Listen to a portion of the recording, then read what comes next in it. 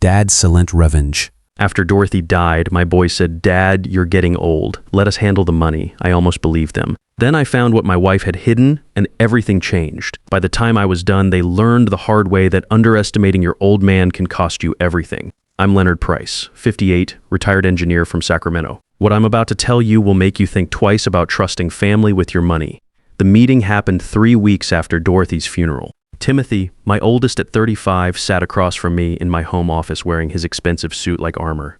Nathan, 28, fidgeted beside him looking like he'd rather be anywhere else. Timothy's wife Sharon stood by the window, her designer handbag probably worth more than most people's monthly salary. "Dad," Timothy said, his voice carrying that tone people use when they think you're losing your mind. "We need to talk about your situation." My situation, like I was some charity case. Dorothy handled a lot of the financial planning. Sharon added, stepping closer to Timothy. "Without her, you might miss important details." I'd been managing construction budgets worth millions for 30 years, but apparently my own money was too complicated for me. "What exactly are you proposing?" I asked. Timothy pulled out a folder thick with legal documents, a family trust. I'd serve as primary trustee, Nathan as backup. We handle the investments, bills, everything. You focus on enjoying retirement, right? While they controlled every penny I'd earned, Nathan finally spoke up. "It's not that we don't trust you, Dad, it's just, you're 58. Mom always worried about you making financial decisions alone. That hit different. Dorothy never said anything like that to me. She'd been my partner in everything, including money decisions. But these three were sitting in my office, in my house, telling me my dead wife thought I was incompetent. I need to think about this, I said. Of course, Timothy said, but his smile felt cold.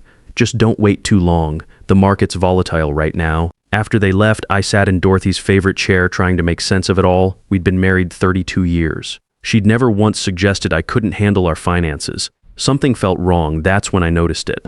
Dorothy always kept her reading glasses on the side table next to her chair, but underneath them was something I'd never seen before, a small brass key.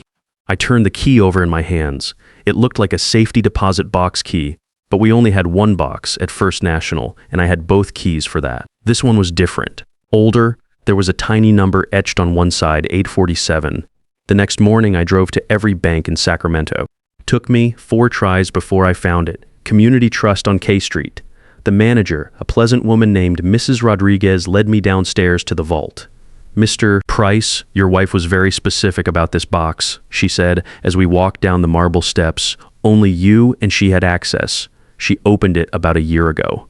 A year ago, right around when Dorothy started having those doctor appointments she never wanted to talk about." The box was smaller than I expected, but heavy. Mrs.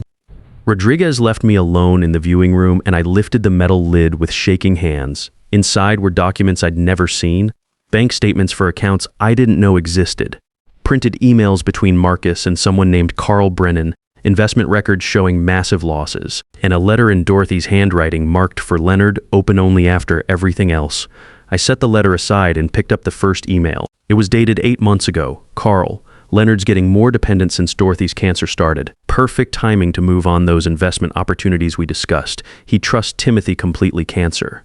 Dorothy never told me she had cancer." I had to read that sentence 3 times before it sank in. The reply was worse. "Marcus, I've got those crypto positions ready. With Leonard's assets as collateral, we can leverage up to $500K. When it pays off, you replace his money and keep the profits. He'll never know." My hands were shaking now. I grabbed the next document, a bank statement for an account under Timothy's name. Starting balance, $347,000, current balance, $28,000. All lost in cryptocurrency trades over 6 months. Nathan's file was just as bad. Credit card statements showing $73,000 in debt. Loans against his car, his apartment deposit, even his wedding ring. The kid was drowning. But the worst document was a medical power of attorney form with my forged signature. They'd been planning to have me declared mentally incompetent while Dorothy was dying. I finally opened Dorothy's letter, my vision blurring with rage and grief. "My dearest Leonard," it began. "If you're reading this, I'm gone and the boys have shown their true colors. I found out about Timothy's gambling on cryptocurrency 6 months ago when our bank called about suspicious activity. That's when I hired Charles Meyer to investigate." Charles Meyer. I'd never heard that name. "The boys don't know I discovered their plan. Timothy has been forging your signature on loan documents. Nathan has been taking cash advances on credit cards in your name. They think you're too trusting to check the details." The letter went on to explain how Dorothy had moved our real savings, $4.8 million, into protected accounts only I could access. The house and our rental properties had been mortgaged to the maximum. When the boys inherited them, they'd be getting $2.1 million worth of real estate with $2.75 million in debt. I've also prepared a new will with Charles Meyer's firm. The choice of what Timothy and Nathan inherit is entirely yours. Give them what they deserve, not what they expect. Love always, Dorothy. Attached was a business card for Meyer Investigation and Legal Services. I sat in that windowless room for over an hour, processing everything. My wife had been dying of cancer and spent her final months protecting me from our own sons. Timothy and Nathan had been stealing from me while pretending to care about my well-being. The woman I'd loved for 32 years had carried this burden alone, probably to spare me the pain of knowing what our boys had become. The next day, I called Charles Meyer. His office was nothing fancy, just a converted house in Midtown Sacramento with a discreet sign out front. Meyer himself was about my age, maybe a few years older, with the bearing of someone who'd seen enough of life's ugly side to not be surprised by much. "Mr. Price," he said, shaking my hand firmly. "Dorothy told me you'd find your way here eventually. She was a remarkable woman. She never told me about the cancer. She didn't want you focused on dying when she needed you focused on living and protecting yourself." He gestured to a chair across from his cluttered desk. "Coffee? Please." As he poured from a pot that looked like it had been brewing since morning, Meyer continued, "Your sons have been planning this for over a year. Timothy owes $230,000 to various creditors, mostly from failed cryptocurrency investments and some gambling debts in Reno. Nathan's $85,000 in debt and has been using your credit to stay afloat. How is that possible?" Meyer spread documents across his desk like a poker dealer. "Identity theft. They've been opening accounts using your social security number and forged signatures. Technically, it's elder abuse and wire fraud. I could have them arrested tomorrow." The coffee tasted bitter, but I needed something to steady my hands. What did Dorothy want me to do? Meyer pulled out another folder, this one marked with my name. She prepared 2 options. Option 1. Prosecute them fully and let them face prison time. The evidence is overwhelming: forged signatures, unauthorized use of your credit, conspiracy to commit elder abuse, and option 2, give them exactly what they tried to give you. His smile was thin. Your real will leaves everything to you to distribute as you see fit. You can choose to gift them the properties they expected to inherit, properties that are now leveraged to 130% of their value. I stared at the documents he'd laid out: property deeds, mortgage papers, bank statements. They'd inherit debt, $650,000 worth. They'd have 30 days to refinance or face foreclosure. And given their credit histories and existing debt loads, he shrugged, they'd lose everything. Dorothy thought it was poetic justice. They wanted to treat you like you were incompetent, take control of assets you'd spent a lifetime building. Instead, they get a lesson in consequences. I picked up one of the mortgage documents. My signature had been forged on this one too. Timothy's handwriting trying to mimic mine. "How long do I have to decide?" "As long as you want," but they're getting impatient. Timothy called my office twice this week, fishing for information. He knows something's changed but can't figure out what. That evening, I sat in Dorothy's chair again, this time with a glass of the good bourbon we'd been saving for our 35th anniversary. The house felt different now that I knew the truth. Every family photo on the mantle seemed to mock me. Had Timothy and Nathan been planning this even during Christmas dinners? Had they been calculating my worth while I carved the turkey? My phone rang. "Timothy, Dad, hey, just checking on you. You seemed a little off yesterday when I called. I hadn't called him back. I'm fine, son. Just missing your mother. I know it's hard. That's why Sharon and I think the trust arrangement would really help take the pressure off you. The pressure." As if managing my own money was some kind of burden instead of a responsibility I'd handled successfully for decades. "Actually, Timothy, I've been thinking about what you said, about Dorothy worrying about my decisions." Yeah, his voice picked up, eager. "Maybe you're right. Maybe I should step back and let family handle things." "Dad, that's great to hear, really. We just want what's best for you. We, like he and Nathan, had my best interests at heart instead of their own financial desperation. Why don't you and Nathan come by this weekend? We can discuss the details." "Absolutely. Saturday afternoon work? Perfect." After I hung up, I called Charles Meyer. "It's Leonard Price. I've made my decision." 2 weeks later, I invited Timothy and Nathan over for dinner. Sharon came too, wearing another outfit that probably cost more than most people spent on groceries in a month. I'd spent the time since our phone call preparing, working with Meyer to ensure everything was legally sound. "Dad, you look great," Timothy said, giving me one of those careful hugs people give when they think you might be fragile. "Have you thought more about the trust arrangement?" "I have," I said, leading them into the dining room where I'd laid out Dorothy's good china. "In fact, I've decided you were absolutely right. I do need help managing everything. The relief on their faces was almost comical. Nathan actually smiled for the first time in months. That's wonderful news, Sharon said, settling into her chair. Timothy's been researching some excellent investment opportunities. I'll bet he had. Actually, I've already taken care of most of it, I continued. Serving the pot roast Dorothy used to make for special occasions. I've prepared inheritance documents. You'll get the house, the rental properties, everything we discussed. Nathan set down his fork. Dad, that's incredibly generous. Family takes care of family, I said, echoing the words Timothy had used when this all started.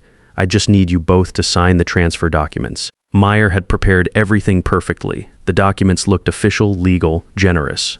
Timothy and Nathan would inherit $2.1 million worth of real estate, just like they'd expected. What they didn't know was what came with it. These look pretty standard, Timothy said, flipping through the pages. His law background from his consulting work meant he could read contracts, but Meyer had buried the important details in subsections and addendums. Just property transfers, I said. Nothing complicated. Sharon leaned over Timothy's shoulder. Honey, maybe you should have our attorney review these first. It's fine, Timothy said quickly. Dad's being generous here. I don't want to slow things down with unnecessary legal reviews. Nathan was already signing his copy, eager to get his hands on his share. This is really happening, he said, almost to himself. After everything we've been through, everything they'd been through, like they were the victims in this situation. They both signed without reading the fine print, just like Meyer said they would. Greed makes people careless. Well, I said, raising my wine glass to family. To family, they echoed. But their smiles were the smiles of people who thought they'd just won the lottery. After they left, I called Meyer. It's done, I said. They signed everything. How do you feel? That was a good question. I'd expected to feel satisfaction, maybe even joy. Instead, I felt empty. These were my sons. I'd taught Timothy to ride a bike. I'd helped Nathan with his homework. And now I just handed them a financial poison pill that would destroy them. I feel like Dorothy would be proud, I said finally. She would be. You protected yourself and taught them a lesson they'll never forget. 3 days later, Timothy called. His voice was different.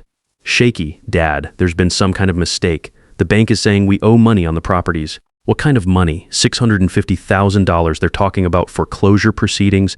This has to be an error in the paperwork. I let the silence stretch out, sitting in Dorothy's chair with a cup of coffee gone cold. Timothy, did you read what you signed? Of course I... Wait, what are you saying? I'm saying you and Nathan got exactly what you tried to give me. Debt disguised as inheritance. The line went quiet for a long moment. I could hear him breathing, probably trying to process what I'd just told him.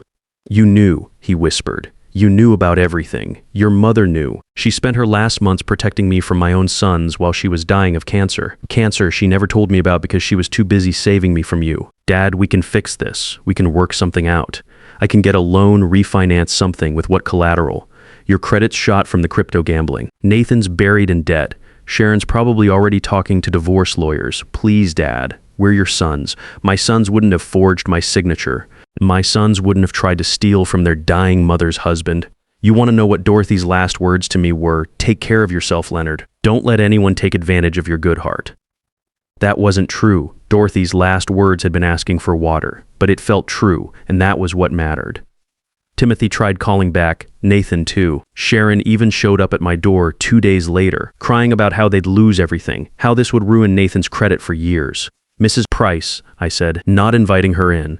Your husband and his brother made their choices. They decided to steal from a dying woman's husband. Now they live with the consequences, but Leonard, we're family. Family doesn't steal from family. I closed the door and watched through the window as she sat in her BMW for 10 minutes, probably trying to figure out her next move. Eventually, she drove away. The phone calls continued for weeks.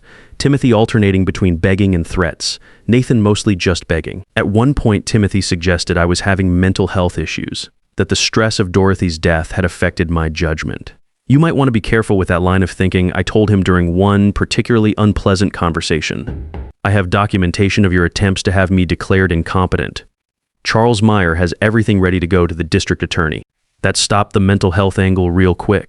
6 months later, I got word through Meyer that Timothy had filed for bankruptcy and was working as a junior associate at a small law firm in Stockton. His crypto consulting days were over. Nathan had moved back in with his in-laws and was selling cars at a Honda dealership in Elk Grove. Sharon had filed for divorce and moved to Los Angeles with her sister.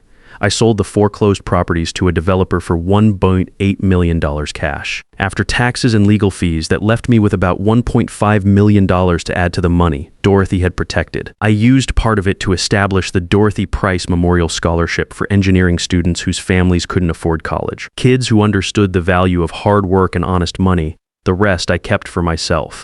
At 58, I had enough to live comfortably for the rest of my life without worrying about money. More importantly, I had the satisfaction of knowing that Dorothy's sacrifice hadn't been in vain. I started looking at houses in other cities. Sacramento held too many memories, good and bad. I wanted somewhere I could start fresh. Maybe near the ocean where Dorothy and I had always talked about retiring. The realtor, a pleasant woman named Janet, showed me pictures of a small house in Carmel with an ocean view and a workshop space. It needs some work, she said. The previous owner was a woodworker, but he didn't maintain the tools properly. I can fix tools, I told her. I'm good with my hands. Last month, I moved to that house in Carmel. The ocean view was everything Janet had promised, and the workshop turned out to be perfect once I cleaned it up and got the old tools working again. There's something satisfying about fixing things that other people have given up on. The house came with Dorothy's favorite reading chair. I'd had it shipped from Sacramento along with a few other pieces that mattered. I keep it by the window where the afternoon light is best, and sometimes I sit there with a cup of coffee and think about how different things could have been if Timothy and Nathan had just asked for help instead of trying to take control. But they made their choice and I made mine. The workshop keeps me busy. I've been building furniture for the local elementary school, small desks and chairs that kids can actually use. The principal, a woman about my age named Mrs.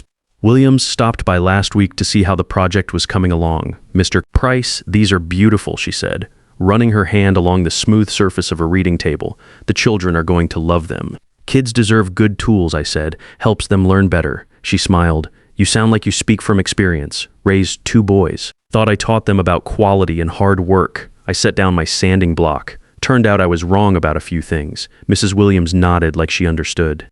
Sometimes the hardest lesson for parents is learning when to let their children face consequences. That's the thing nobody tells you about being a parent. You spend years protecting your kids, solving their problems, making their lives easier. Then one day you realize you've created adults who think the world owes them something, who believe they deserve success without earning it. Timothy called again last week, first time in 3 months. Dad, I wanted to let you know I'm doing better. Got a promotion at the firm, that's good to hear. I've been thinking about what happened, about what you said. I didn't respond. Let him fill the silence. I think I understand now why you did what you did. Do you? You were protecting yourself and maybe trying to teach us something. Maybe. Or maybe I was just tired of being taken for granted by people who were supposed to love me. Timothy, do you know what your mother's favorite memory was? No. Our 25th anniversary. We drove up to Lake Tahoe, stayed in that little cabin we rented for our honeymoon.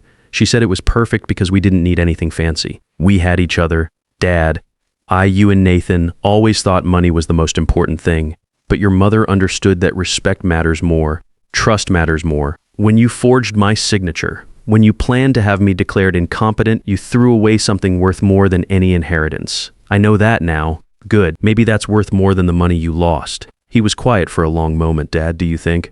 Could we maybe try to rebuild this, our relationship? I don't know, Timothy. That depends on whether you've really learned the lesson or if you're just saying what you think I want to hear. How would I prove it? Actions, not words. Show me who you really are, not who you think I want you to be. We hung up without making any plans to meet. Maybe someday we will, maybe we won't. The choice is his now. Nathan hasn't called, according to Meyer. He's still at the Honda dealership, still living with his in-laws. Sharon did follow through with the divorce and moved to LA. Last I heard, she was working at a real estate firm in Beverly Hills, probably doing fine for herself. I don't spend much time thinking about what they're doing now. I've got my own life to live. The woodworking keeps my hands busy, but my mind wanders sometimes. Usually to Dorothy and what she went through those last months. I found her medical records in another safety deposit box Meyer helped me locate. The cancer was aggressive, fast-moving.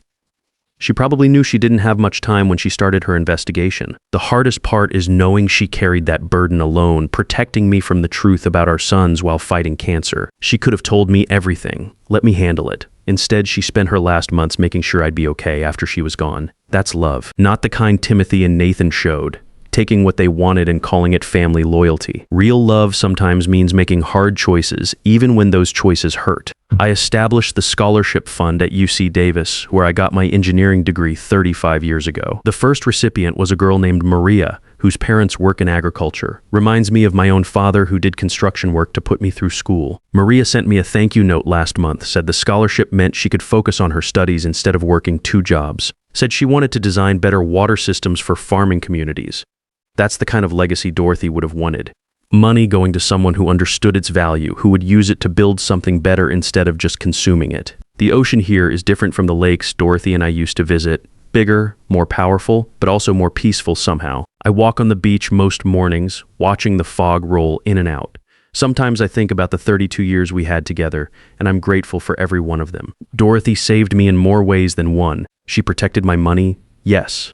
But more importantly, she showed me that I was worth protecting. After spending so many years taking care of everyone else, making sure Timothy and Nathan had what they needed, it meant everything to know that someone was taking care of me. The workshop came with an old radio that picks up classic rock stations. I listened to the songs Dorothy and I used to dance to in the kitchen, and sometimes I can almost feel her there, telling me I did the right thing. I think she'd be proud that I finally learned the difference between being generous and being a fool. My sons taught me that family loyalty has to go both ways, and when it doesn't, sometimes the kindest thing you can do is let people face the natural consequences of their choices. Now I know that underestimating a 58-year-old engineer was the most expensive mistake they ever made. And maybe, just maybe, that lesson was worth more than any inheritance I could have left them. Sometimes the most expensive lessons are the ones that teach you who really cares about you, and family blood doesn't guarantee family loyalty.